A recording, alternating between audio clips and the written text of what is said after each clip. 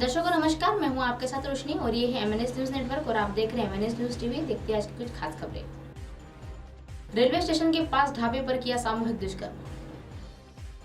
Train से दिल्ली से बिहार जा रही युवती के साथ उत्तर प्रदेश के देवरिया के जिले एक भाटपा रानी रेलवे स्टेशन के पास सामूहिक बलात्कार का सनसनीखेज घटना प्रकाशित हुआ है। पुलिस के इस मामले में 2 आरोपियों को गिरफ्तार कर लिया है। सूत्रों के अनुसार मूल रूप में वह बिहार राज्य के एक रहने वाली करीब 21 वर्षीय युवती की किसी ट्रेन से दिल्ली से बिहार जा रही थी और देवरिया जिले के एक भाटपा रानी रेलवे स्टेशन पर रविवार की रात में युवती उतर गई और इससे किसी रिश्तेदार से मिलना था और आरोप है कि वह देर रात भाटपा रानी के रेलवे स्टेशन पर ढाबा चलाने वाले एक युवक और उसके साथी ने उसे युवती के साथ सामूहिक बलात्कार किया है। युवती के साथ दरिंदगी कर कदम की गई है और वह खून से लथपथ और अचेतावस्था में रेलवे स्टेशन पर पटरी पर पड़ी मिली। जीआरपी और आरपीएफ को रेलवे स्टेशन के पास इतनी बड़ी घटना की सूचना मिली और राहगीरों ने दी थी। वह पुलिस के अधीक्षक कल्पना शर्मा ने कहा कि वह बता रहे थे कि पुलिस 2 आरोपियों को गिरफ्तार कर उसने पूछताछ की जा रही है और पीड़िता के उपचार के लिए मेडिकल कॉलेज देवरिया में भर्ती कराया गया है। मामले की अन्य पूछताछों के लिए वह उसकी जाँच चालू है। दुष्कर्म के मामले में अंडमान निकोबार के पूर्व मुख्य सचिव को मिली जमानत। अंडमान निकोबार के पूर्व मुख्य सचिव जितेंद्र नरेन के एक कलकत्ता हाईकोर्ट ने वह सर्किट के बेंच में वह सोमवार को दुष्कर्म के मामले में जमानत दे दी है और पूर्व मुख्य सचिव के वह खिलाफ 21 वर्ष के एक महिला से दुष्कर्म का आरोप लगाया गया था।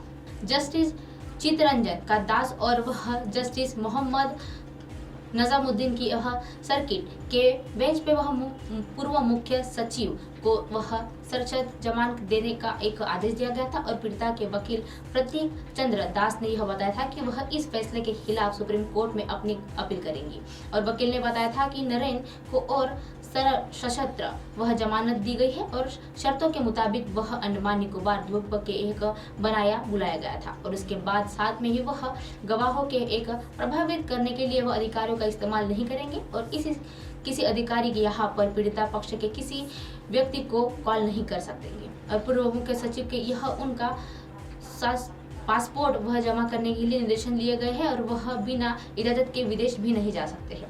बता दें कि एसआईटी मुख्य सचिव के खिलाफ आरोप है और जांच की जा रही है। पीड़िता का आरोप है कि पूर्व मुख्य सचिव ने उनकी सरकारी नौकरी देने के बहाने उनका आवास पर बुलाया और वहां कथित तौर पर पूर्व सचिव ने उनके साथ बलात्कार किया और इसी मामले में एसआईटी के वह 335 पन्नों की एक चार्जशीट दाखिल की गई है और चार्जशीट में आरोपियों का एक जिक्र करते हुए एसआईटी के ये बताया गया है कि पूर्व सचिव ने उनके ओहदे को एक गलत इस्तेमाल किया है और वह सबूतों को मिटाने की भी कोशिश की है। आरोपी पूर्व सचिव द्वारा पीड़ितों के व्हाट्सएप पर कुछ वॉइस नोट भी दिखे थे और इससे जो इस मामले में अहम साबित हुए हैं। जलते बिटोडे में मिला कंकाल।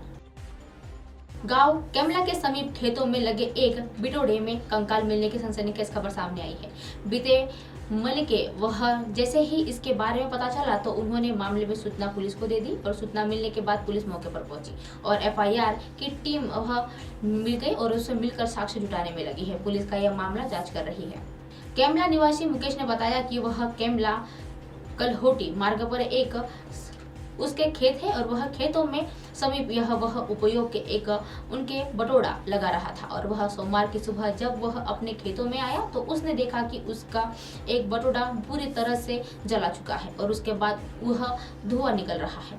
इसके मौके पर जाकर देखा तो वहां खाक में कुछ हड्डियां दिखाई दी और जिसको देखकर वह चौंक गया और इसने पूरे मामले की सूचना पुलिस को दे दी। सूचना मिलने के बाद ही पुलिस ने मौके पर पहुंच गई और पुलिस ने आसपास के खेतों के मालिक को बुलाया और उसकी बातचीत की और उसने एफएसएल की टीम को सूचना दे दी।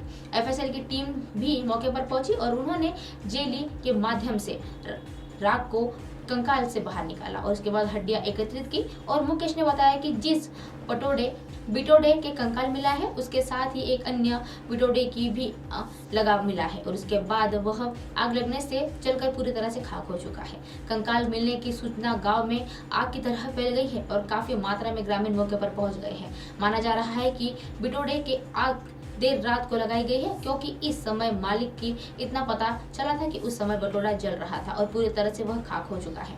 घटना को मिल ग्रामीणों की तरह तरह की चर्चाएं की जा रही है और जलते बिटोरे के मिले कंकाल को लेकर तरह तरह की यह चर्चाएं की जा रही है। कंकाल किसी पुरुष या महिला का है, किसी की जानकारी की नहीं पता चल रही है। वह रिपोर्ट आने के बाद ही पूरी जानकारी पता चलने वाली है। जिले में हुए बटोरे के अंदर से मिली हड्डियां के अलावा कई ऐसा सामान नहीं मिला है जिससे वह पहचान हो सके कि यह कंकाल किसका है। गांव केमला के पास खेत में लगे बिटोड़ा के एक कुछ हड्डियां मिली है और जहां बिटोड़ा के पूरी तरह से वह जलकर खाक हो चुका है। सूचना मिलने के बाद पुलिस एफआईआर करने के लिए पहुंची और टीम मौके पर पहुंचकर वह साक्ष्य जुटाने में व्यस्त है। अब आप हमारे चैनल को अपने मोबाइल पर भी देख सकते हैं। मोबाइल ऐप पर देखने के लिए प्ले स्टोर से MNS news TV app download करें। इंस्टा, लिंक, ट्विटर, हाईकुक, फेसबुक और कई सोशल मीडिया के प्लेटफॉर्म पर हमारा चैनल उपलब्ध है। आप इसे यूट्यूब पर भी देख सकते हैं। आप हमारे चैनल को लाइव भी देख सकते हैं www.mnsnewstv.com पर। फिलहाल वक्त तो चल रहा है दर्शकों ब्रेक का। ब्रेक से लौटने के बाद देखिएगा देश और दुनिया की तमाम खबरें। बने रहिए MNS न्यूज पर। नमस्कार।